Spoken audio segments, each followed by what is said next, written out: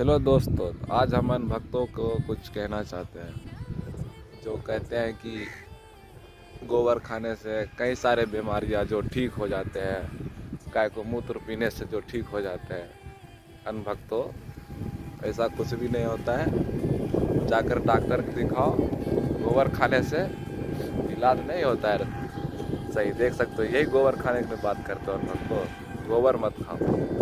खाने के लिए दूध होते हैं, गोबर नहीं। पीने के लिए दूध होते हैं, ठीक है।